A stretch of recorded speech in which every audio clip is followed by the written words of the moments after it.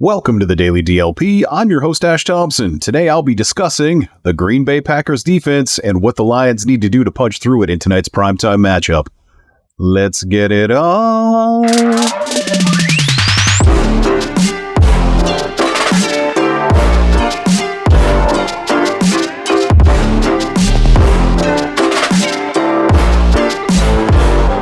All right, let's grease the wheels with a little bit of the history of where this defense comes from. The Green Bay Packers defense is run by former Detroit Lions defensive coordinator, the one who defensive coordinated the worst defense that has ever laced up cleats in the history of football, and I don't care what statistics you throw at me. Every one of those guys was out of the league 2 years later. The 2008 Detroit Lions defense. Joe Barry has his roots deeply planted in the old Tampa 2 regime in Tampa Bay. He worked for the Bucs for years before Rod Marinelli brought him into the fold with the Lions. And the most famous quote about Joe Barry's time with the Detroit Lions is when a complete dirtbag beat reporter, and I don't think he's still on the beat, but if he is, I don't care. I said it. Because someone who was a good human being wouldn't ask this question. He asked, do you wish your daughter would have married a better defensive coordinator to Rod Marinelli? Because as is famously true, Joe Barry did marry Rod Marinelli's daughter, and that nepotism is probably part of the reason that he agreed to take the defensive coordinator job. Because remember, this was in the Matt Millen era of Detroit Lions football, where there was no amount of money that could get a good player or coach with other options to come to the Detroit Lions. This was after the Lions had ended Steve Mariucci's viable career as a football coach. It was these were some dark times for Lions fans, and anybody who's under the age of about 30 probably doesn't have a functional memory of how bad those times actually were. But everything that was wrong with Quintricia was worse in the 2006 to 2008 era, and that's when Joe Barry was in Detroit. But he is a very good linebackers coach. And because of that, he stuck around the league. He immediately, after that 2008 season, bounced back and he was in Tampa again because they welcomed him back with open arms. He did the job they needed someone to do. Following that season, some regime change occurred, and he had a one-day stint with the Jacksonville Jaguars. Not sure exactly what happened there. It never really came out because, I mean, it's a position coach hire. There's not a lot of coverage on this sort of thing. But he literally was there for one day and then took a job at USC as their linebackers coach. So it's not like he took a garbage job in college, but and remember, this is when USC was good last time. Yeah, he's bounced around the league since then. He wasn't in college very long. Basically, for whatever teams are playing kind of a split safety defense reminiscent of that old Tampa 2 scheme where they play a lot of kind of softer zone coverage with the two deep shell that I've described a few times, or a safety here and a safety here, and they each have half the field. That makes sense. But his defense isn't the same ultra passive defense that Monty Kiffin ran in Tampa Bay. It's not the same. That's what he ran with the Lions, is he ran that trash mooring scheme that requires you to have 4 or 5 Hall of Fame players on the field for it to work. He did that with 0 Hall of Fame players on the field and got the predictable results. Like I said, that is the worst defense I have ever watched play football. And I have watched every Detroit Lions season in its entirety since about 1992. So I've seen a lot of really bad defense played, and none of it was even not even close. Nothing that happened in the Quintricia era was half as awful to sit through as that 2008 defense that could not stop a team if they would find a way to not pick up fumbles that hit them in the chest after bouncing up off the ground. It was the worst thing I've ever seen. But anyway, Barry has spent the intervening 15 years between that nightmare and this year, learning. He's picked up a lot of things as he's kind of gone through the league. Like, he took over that Packers defense in 2021, and he saw some immediate success. Like, they were 9th in yards allowed, and in the playoffs, they put up a good performance against San Francisco and ended up sacking Jimmy Garoppolo 4 times and getting a pick off him. But if you dig a little deeper into the advanced stats, there were, even in that first year, a few cracks. Like, the per drive stats were bad.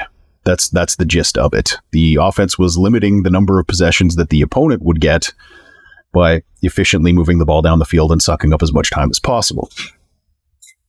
But they still overall, statistically, like on the big numbers, all of them were pretty good.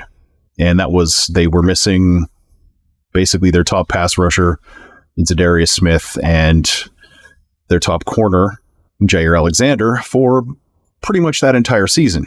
So people were kind of excited going into 2022. And then 2022 happened.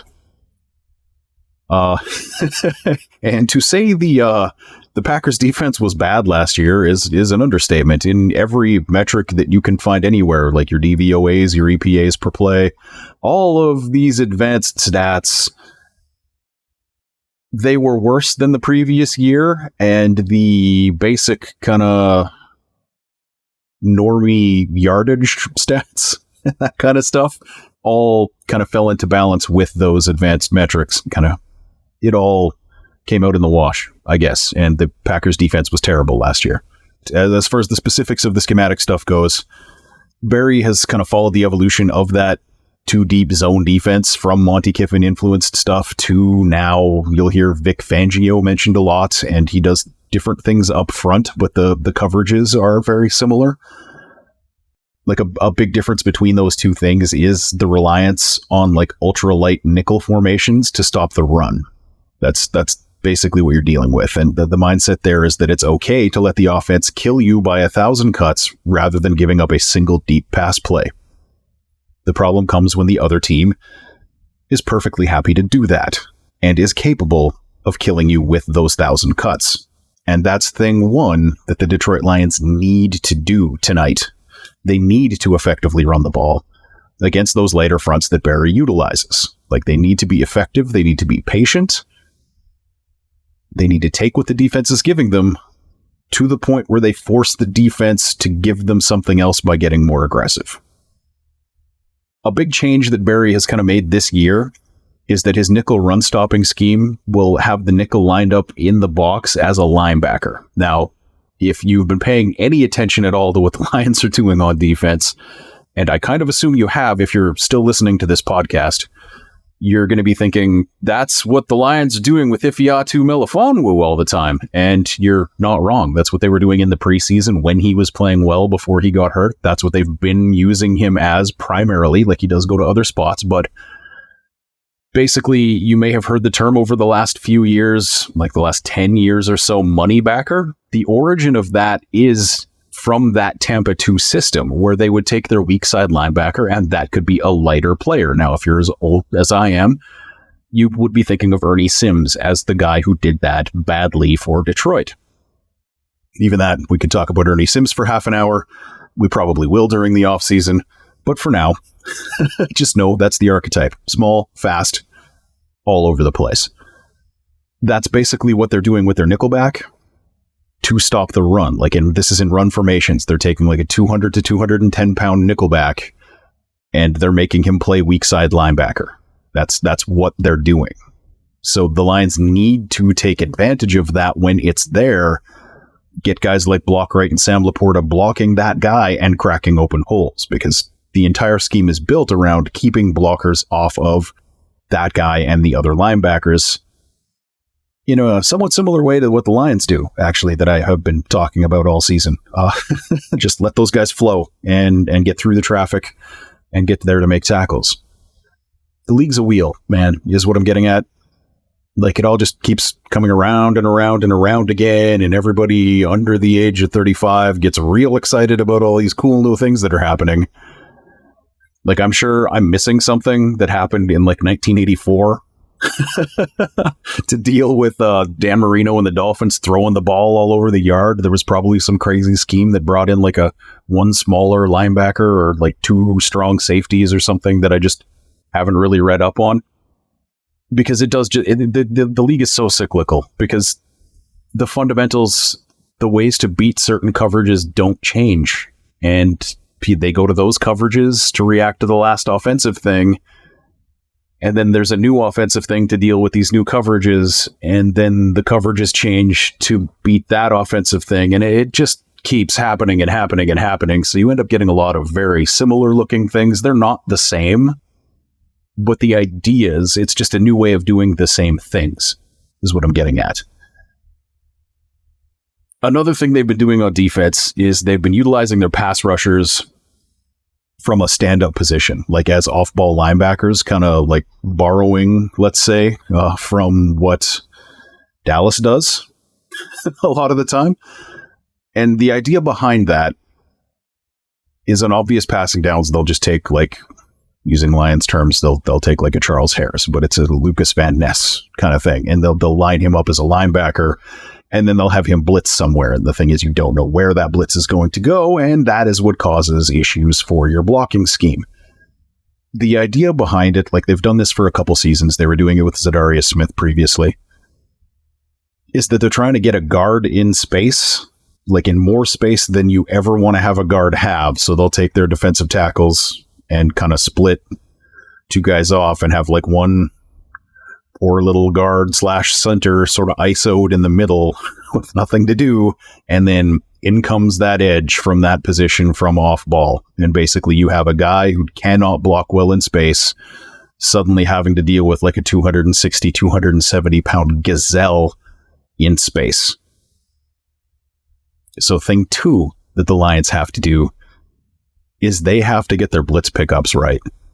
And if that means that Jahmyr Gibbs, like if he can't do that, he can't play this week. And that is going to irritate a lot of Lions fans because he is so potentially explosive. But if having him in the game results in Jared Goff on his back 3 or 4 times, that's the game.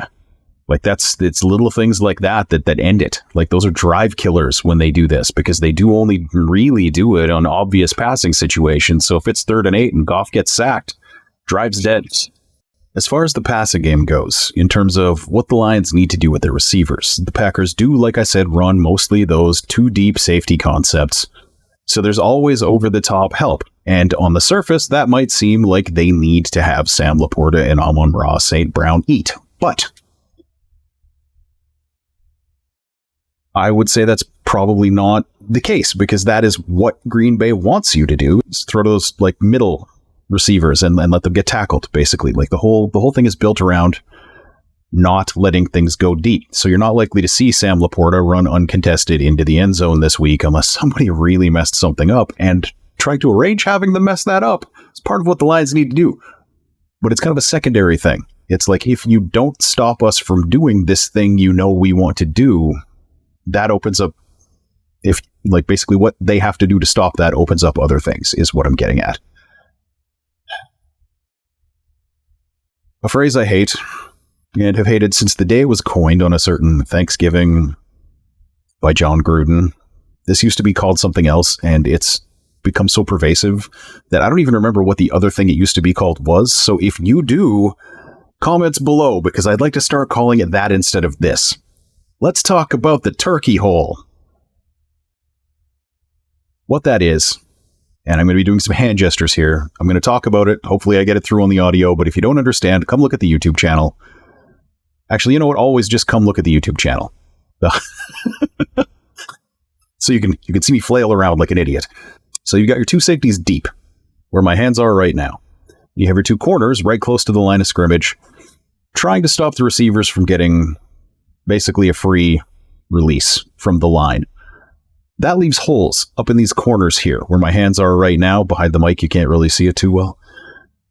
Basically, on the sideline, in the transition between that shallow coverage from the corners and the deep coverage from the safety, is a spot called, by John Gruden, and nobody else prior to that I had ever heard, the turkey hole.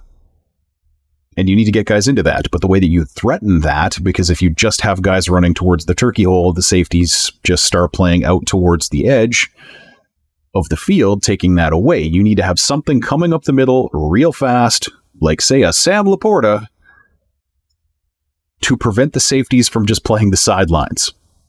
And it needs to be something quick enough that the linebackers can't carry it. And that is the thing, is the Packers do have some pretty fast linebackers. So it might have to be Amon-Ra St. Brown.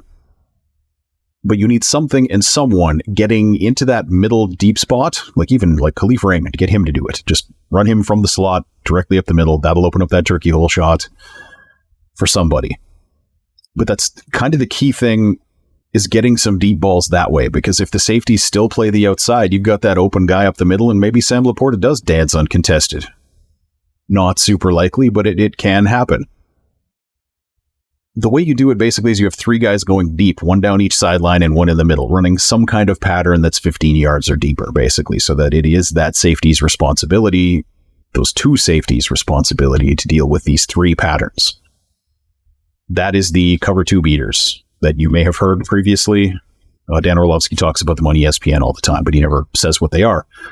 That's what it is. So basically the Lions need to do that. That's the 3 things. They need to chew yardage and clock by running early and often successfully. They need to make sure that they pick up the weird blitzes that the Packers are going to throw at them on 3rd down to try to get the guards in trouble. And they need to use Sam Laporta and St. Brown to open up the turkey hole and shove Josh Reynolds and Khalif Raymond right into that hole like stuffing. See you in the morning to talk about the game.